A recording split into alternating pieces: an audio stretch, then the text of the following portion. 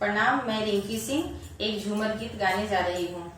लहर लहर लहराए रे गंगा जी के पनिया, लहर लहर लहराए रे गंगा जी के पनिया।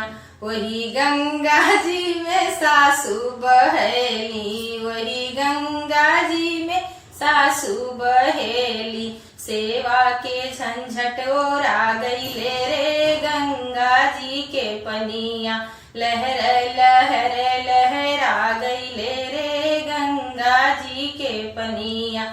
वही गंगा जी में गोतिन बहेली, वही गंगा जी में गोतिन बहेली। अलगा के झंझट ओरा गईले रे गंगा जी के पनिया, अलगा के झंझट ओरा गईले रे गंगा जी के पनिया।